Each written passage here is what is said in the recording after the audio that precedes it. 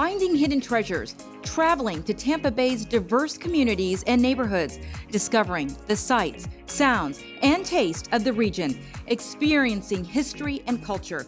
I'm your host, Serena Fazan, and we are Unlocking Tampa Bay. Hi, everyone. I'm Serena Fazan, and welcome to this episode of Unlocking Tampa Bay. I'm joined with President and CEO of Visit Tampa Bay, Santiago Corrado. Santiago, it's so great to see you. Always great to see you. We always start this way, right? Oh, Great it's to see so you. Great to see much fun because there's so much going on in Tampa. Oh my gosh, there's so much. We are in the midst of our Bay Crafted campaign, which really focuses on, our great breweries. And, the craft beer scene here was one of the first in the country, one of the biggest in the country, and then a lot of other cities started to catch on and do it.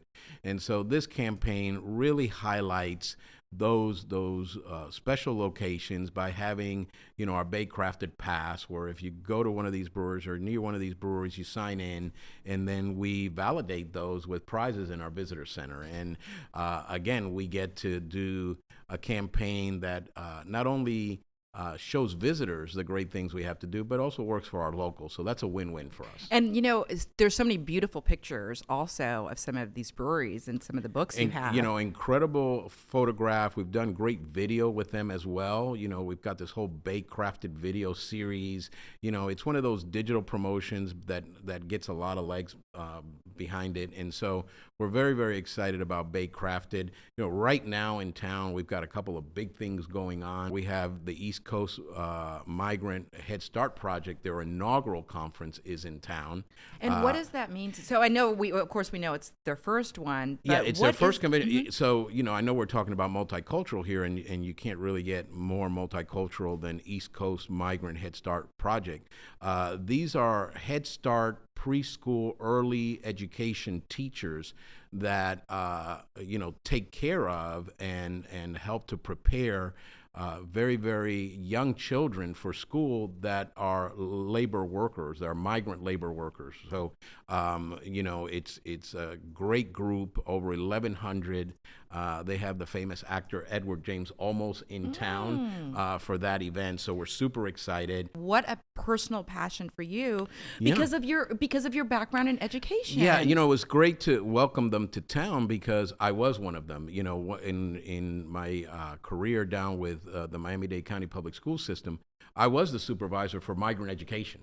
So I have a close connection to the work that they do because of that previous experience. So it was really, really great to see, teachers from 10 different states. They That's represent amazing. 10 different states here learning and growing and celebrating the hard work that they do. And so great group to have in town for their first. And we hope they'll repeat and come back and have many more. Whenever you're headed into the NFL season, there's lots of excitement, lots of expectations, right? High expectations, anticipation. Especially here in Tampa now. I mean, we are at Tampa Bay. Come on now. I mean, I guess Mr. Brady has had something to do with that and some other great folks that have laid that foundation for that team. So again, a very, very special time of the year for us.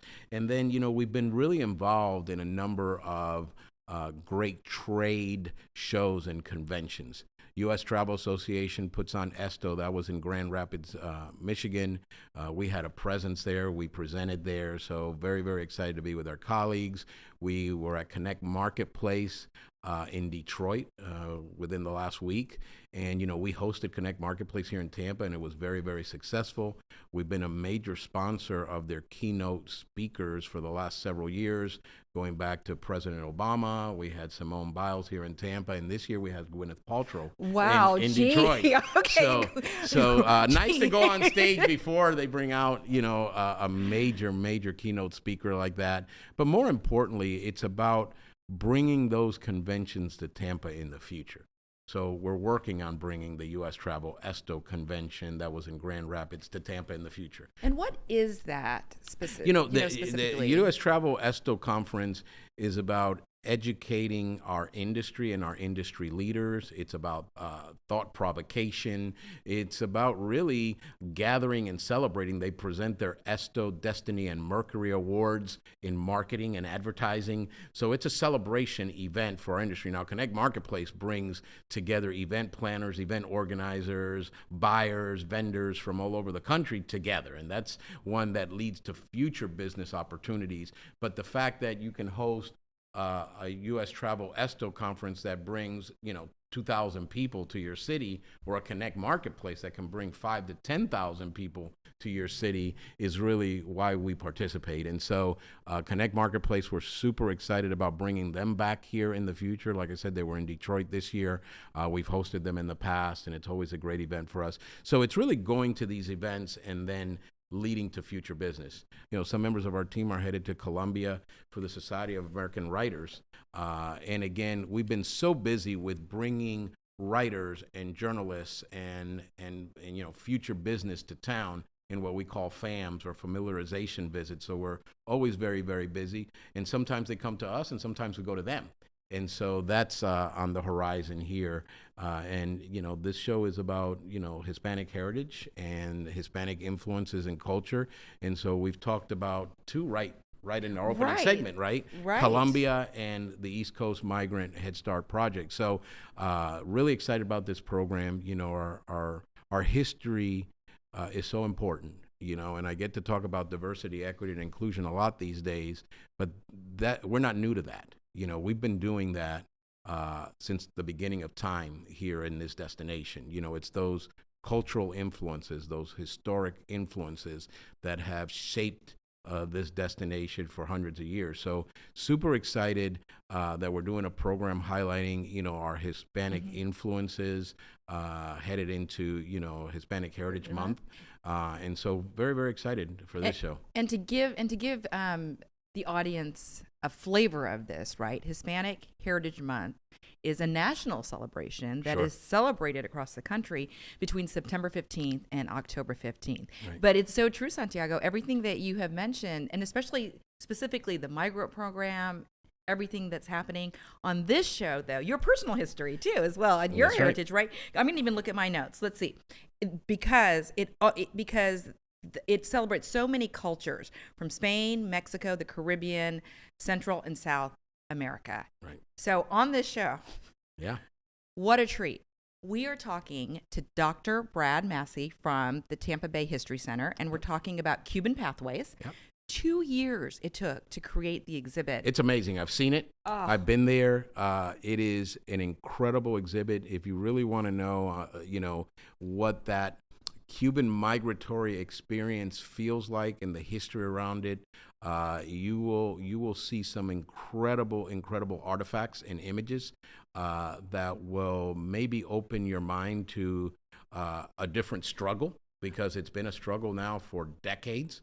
And so it's, in fact, there's a watercraft there that was used to navigate the keys, the straits, the Florida Straits, to get to the U.S. And so it's an incredible exhibition. I've seen it personally, and it is by far, a very, very dramatic portrait of what that struggle has looked like. That tugboat exhibit you're talking about is my favorite too, I have to say, because I went through it, of course, which we're going to watch shortly. And also, we get a chance to talk to Max Herman with the Ybor City Walking Tours and talk about, there's been a little bit of a game changer too on, he shares how downtown now is also becoming such a significant part of those tours. Yeah, and that walking tour is one of the best in the country that really reflects, again, this history. We have Jose Marti Park in Ybor City, which has, a very interesting history. It was a gift, believe it or not, from the Cuban people to Tampa for Tampa to preserve. So it was really a gift exchange. And the soil in that park originally came from the different provinces of Cuba. And so for a long time, there was a conversation here that it was a Cuban park on American property. And so the soil is Cuban in the free United States of America in Ybor City. And if you walk there, you could say that you're in Cuba without a passport and without having to take a flight there, because you're actually on Cuban soil. Santiago, how special is that? I mean, again, there is just so much incredible history that not just ties to, again, the Latino culture and Cuban history, but also Italian immigrants as well as other immigrants. So it's really, I know we're focused on Latino and Hispanic culture here because of Hispanic Heritage Month, but it's really a blending of a lot of cultures there. And as you walk those streets, you're really walking through history. Well, speaking of walking through streets and histories, why don't we walk through this episode now? You're going to love it. We're now here at the Tampa Bay History Center, and I'm joined with Dr. Brad Massey. Doctor, it's so nice to sit with you here today. Well, it's great to be with y'all, and we're glad you could make it to the History Center. It really is so beautiful here. But let's start with you sharing a bit about yourself. Well, sure. My name's Brad Massey, and I'm the Saunders Foundation Curator of Public History, and that's just a fancy way to say that I help to write and design the exhibits here at the History Center, and I get to work with a great team of people. Well, I'm really excited to talk about the exhibit, the Cuban Pathways, which was 2 years in the making, from what I understand. Yes. And we'll get to that in a moment. But talk to us about the history and why it is so important, the Cuban history, to begin with. Yeah, the Cuban history of Tampa is, well, so important because it stretches back hundreds of years. You know, when we think about Cubans in Tampa, we think a lot about the cigar industry, and then we think about a later migration, especially after the Revolution in 1959. But it even goes back beyond that into the 1700s with Cuban fishermen coming to the shores of West Tampa, fishing the local waters. So it's really a robust and diverse history between Tampa and Cuba and all the people that move in between. And you know, Doctor, even broader though, since we are celebrating Hispanic Heritage Month, talk to us about some of the other cultures that play a role in that month. Yeah, in Tampa, there's a really diverse Hispanic community. You know, we were just talking about Cubans, and it goes back into the 1700s. But then in the 20th century, we see a lot of Puerto Ricans that come to Tampa, a lot of Colombians, even people from Venezuela. So what you see in Tampa is the diversity when it comes to Hispanic heritage really stretches back. And it's not just one country. It's not just Cuba. It's not just Colombia. It's really a bunch of different people that come and make the Tampa Hispanic community really unique. Speaking of unique, this Cuban Pathways exhibit is amazing, and we just mentioned it was 2 years in the making. Tell us about that and what we are looking at. So Cuban Pathways was, a long time coming, as you said, 2 years in the making.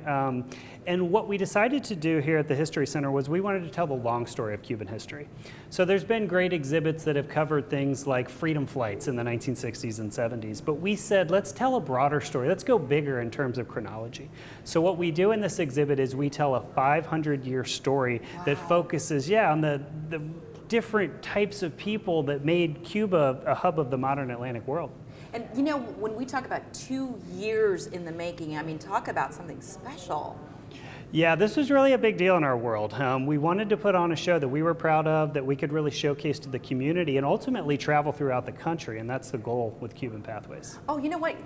Talk about that a little bit more. So you're going to take it beyond the History Center, you hope? Yeah, so we always do a lot of shows here in the temporary space, but this is going to be the first show that we travel to other institutions. So for us, it's one of the reasons why, sure, we want to tell the Cuba-Tampa connection, but we also want to tell a broader story, and that allows us to tell stories about Chinese Cubans, about Afro-Cubans, about Spaniards, and a bunch of people that were part of the Cuba-Tampa connection, but also the broader connection between Cuba and really the modern world. You know, as we unlock Tampa Bay, the name of the show, what does that say about Tampa? I mean, I think this is significant. It is significant. You know, when you think about Cuba and its relationship to the United States, especially here in the U.S., we think about, the post-Castro moment with the boat lifts and this, that, and the other, and Miami really becoming the headquarters of Cuban refugees and Cuban exiles.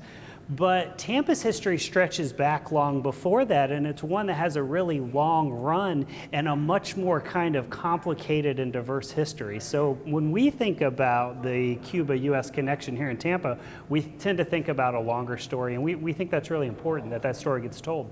Well, Doctor, I think, and you're talking about it right now, Is that why that Cuban history is just as important in this community as, say, sports and cigars?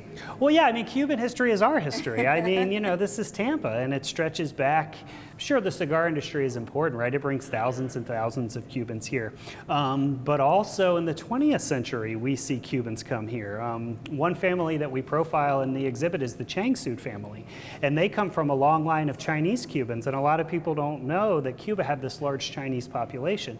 So, you know, it's not just baseball. It's not just cigars. You know, it's about Chinatown in Havana. It's about this family that comes to Tampa. It's about the Azarine family who comes to Tampa in the 1960s. So Cuba-Tampa story is much more than kind of what we traditionally tell, which is the Ybor City story, baseball and cigars. It's so interesting. So let's talk then more too about the Tampa Bay History Center. Gorgeous, beautiful. What can people expect? I know we have the Cuban Pathways exhibit, of course, but what can people expect when they come here? Well, the best experience of their lives, Of right? I mean, course. of course. Well, what they can see is really what we've tried to capture here is the many human histories of the Tampa Bay area. So we stretch back to the first peoples, you know, the people that came here 10,000 years ago. We talk about the Spaniards that come to the Tampa Bay area in the 1500s. We talk about Seminole Indians, and that's such an important story here. And then we bring it all the way up to the present. If you walk through our third floor, you're going to learn about cattle ranching. You're going to learn about the port. So what we try to do here is incorporate as many stories as we can to really express to people how rich our historical shared history is. What would you say is one of the most surprising things? About the History Center? Yeah. I think one of the most surprising things for me when I started to work here is the number of stories that we tell. You know, some of the stories are very obvious, like obviously the Spaniards were here in Florida, but some of them that we really go in depth with really opened my eyes to, for example, you know, the Seminole experience here, and then the Seminole Wars that were such an important part of the Bay Area's history. And then lastly, the modern history. Like the history of Tampa Bay's port is really interesting, and we actually have a shipping container in one of our galleries. You can walk in and learn about the history of the port. So that was the one thing that I think is really important that I didn't realize until I started working here, is all these different parts of our history that we tell here in the center. So Doctor, also tell us about some of these amazing artifacts that you have here. Yeah, we're really proud of what we were able to put together here in Cuban Pathways, and the objects really stretch the gamut in terms of chronology. So for example, we have a map on display from 1511. Wow. Yeah, that was the first year that the Spanish attempt to colonize Cuba, and it's one of the first maps to actually label the island as Cuba. So it's a really important part of Cuban history. Then we have more recent artifacts. For example, we have a chugboat. And this is a vessel that brought 12 Cubans here just last year in September. So this is a piece of history, but it is a really recent and a really powerful piece of history. And then there's objects that we borrowed from some partner institutions. For example, the Delta Museum allowed us to borrow things, airplane seats or airport seats that they used in their airports in the 1960s when people were flying to and from Cuba, and that's been a really powerful piece. And then lastly, we have two artworks from the Daytona Museum of Arts and Sciences. One shows the Cuban landscape in the 1800s, and one was painted by a free black Cuban painter by the name of Vicente Escobar. So when we think about the objects, we think about the map, we think about the boat, we think about the paintings, and how these things all come together to tell the story.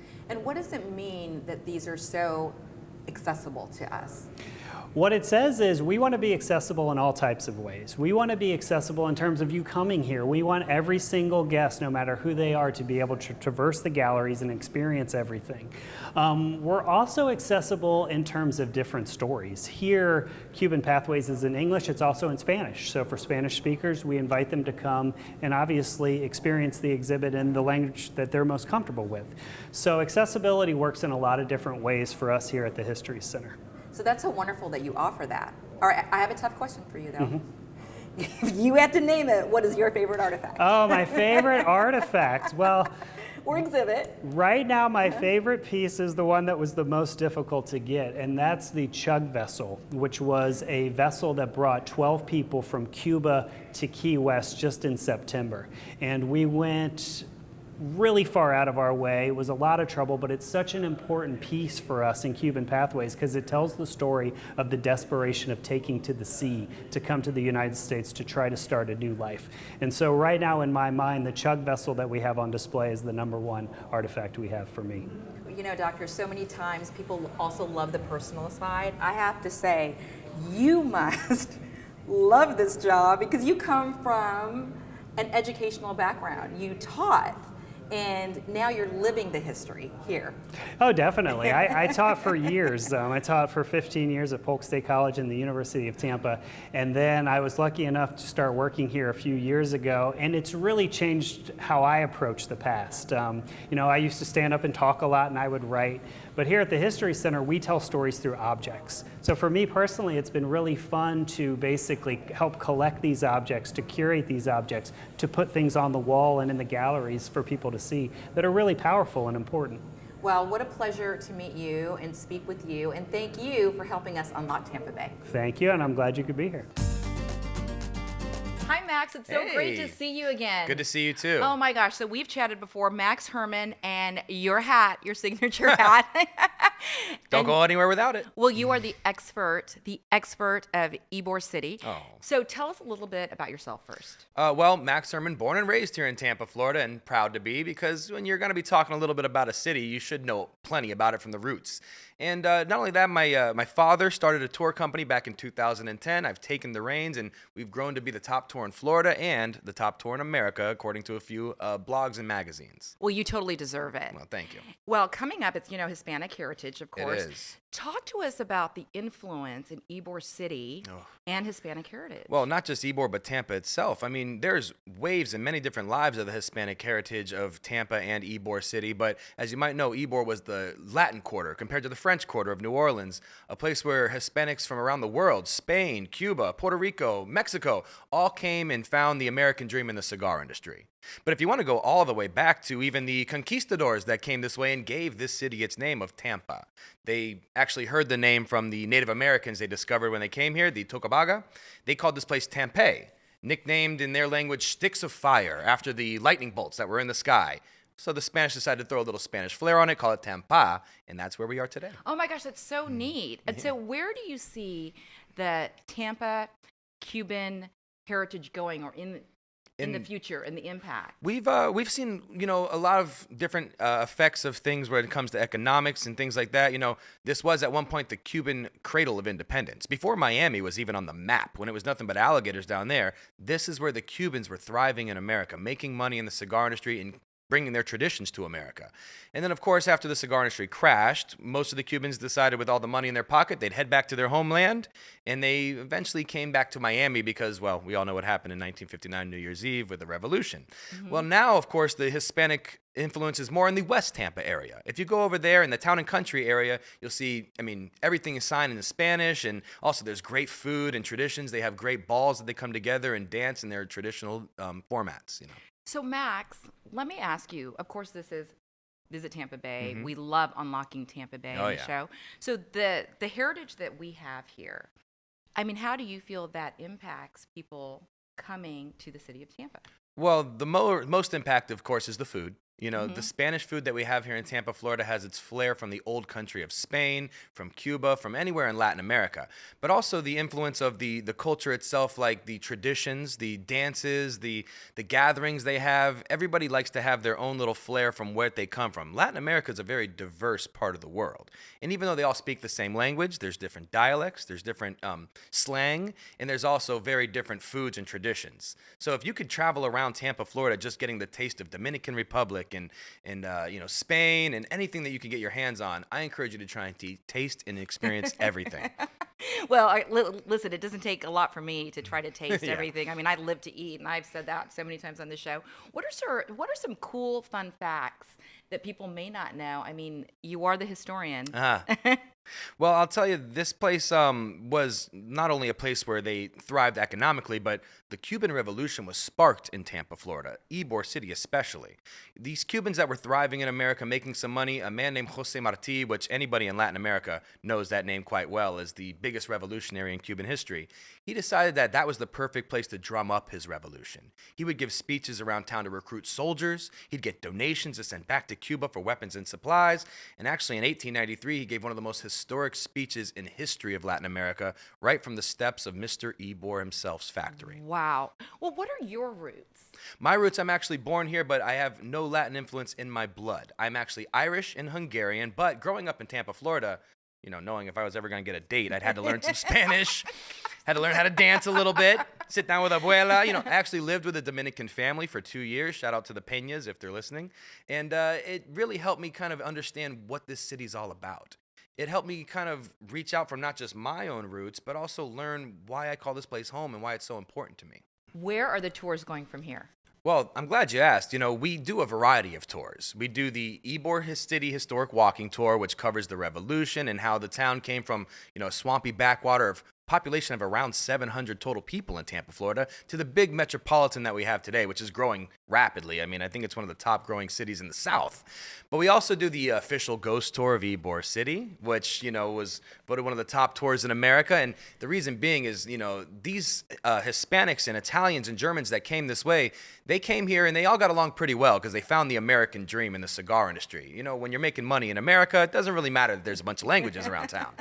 But eventually you start to really miss your old traditions. You start to miss, the foods you grew up eating, the songs you grew up singing.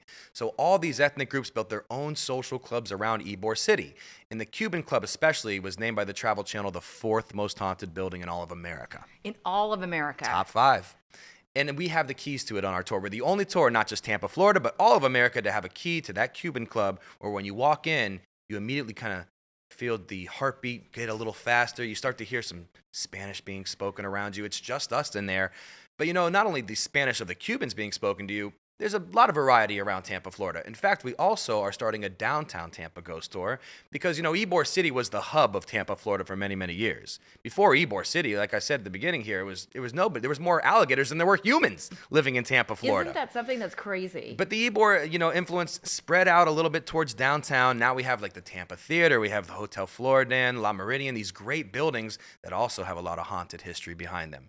And on our new downtown ghost tour, we walk you around these buildings, we discuss whether there was murder, mayhem, heartbreak, maybe even a little organized crime, but I don't want to say that too much on the camera here. But also, we have a good time learning a little bit about this town and seeing these haunted buildings from a different perspective. Everything you learn on my tours comes out of, you can Google it yourself, but we put some flair behind it. We put some entertainment behind it and make it a wonderful 90-minute experience that you're going to leave going, that might have been the best part of my trip to Tampa, Florida. Wow. So Max, talk about, though, the influence in downtown, and you've actually seen that happen. Quite a bit. So what does that say about Tampa? Well, I'd say that downtown Tampa is growing rapidly, maybe even bigger than any other parts of Tampa, Florida. We are expanding outward to the suburban areas, but downtown Tampa has had such a huge influence in the past 10 years or so.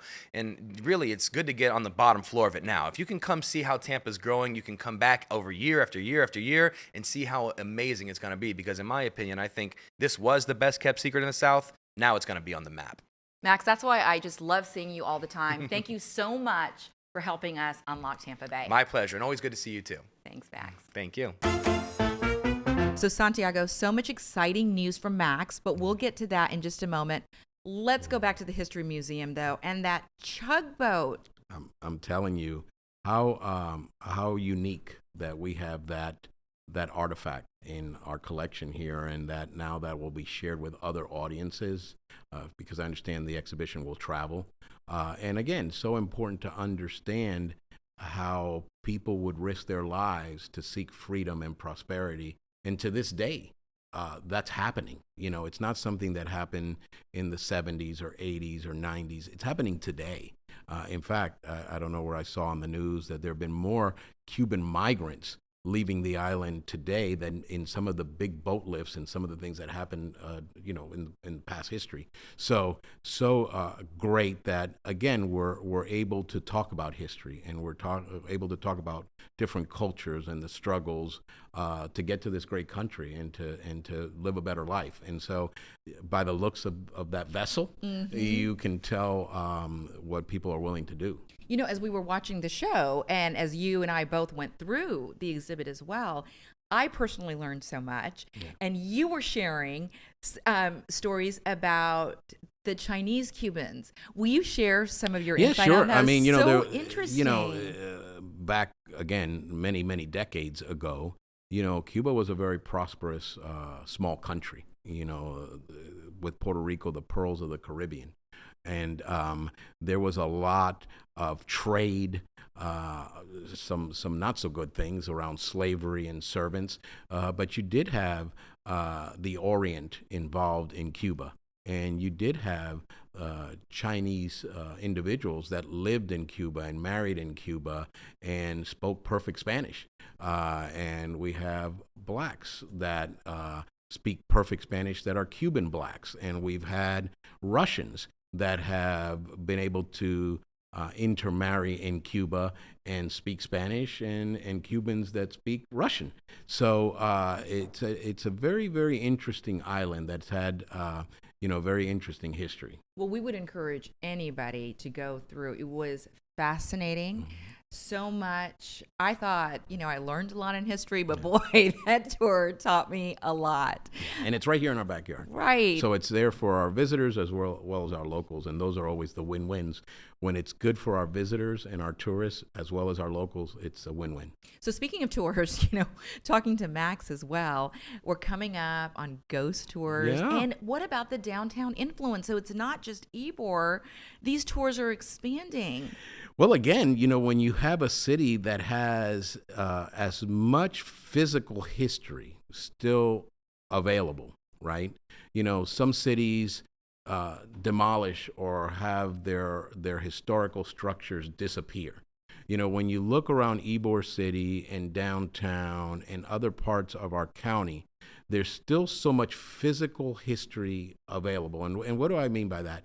Old cigar factories, old restaurants, old buildings that were used for trolleys or for water purification or for a courthouse that now have been repurposed for a modern use. Those buildings, those bricks, that stucco, that land was there through historic events. And so you always want to tie some supernatural, effect, right, to these things. So with Halloween coming up, obviously these ghost tours with so much real history attached to it can be very entertaining as well as educational. So again, good for our visitors as well as our locals to learn more about the place you live in.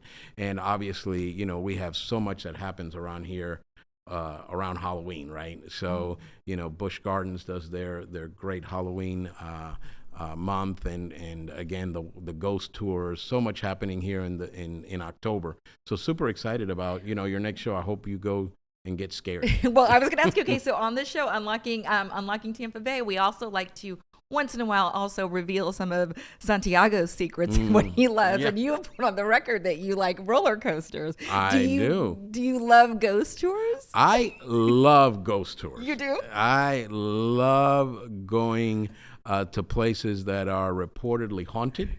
I've been able to capture some great images of things that are not normal. So I am all about it. So roller coasters and ghosts, October's my month, my favorite month of the year. See, and you're learning that on Unlocking Tampa Bay. So we have some more things, though, I want to talk to you about. Let's talk about also the West Tampa neighborhood and all, because we are celebrating again National Hispanic Heritage Month. Right. So there's so much going on in so many of our neighborhoods. So much Hispanic influence there in West Tampa. When you talk about some of the shops that are there, when you talk about some of the restaurants that are there, the bakeries, it was a place that Hispanic Cuban cigar workers lived outside of Ybor City, right? A lot of them lived in Ybor City, but we also had a lot of cigar factories in West Tampa. And so there is this rich Latino culture that still is there today. And some great, maybe not so well-known Latino restaurants in West Tampa.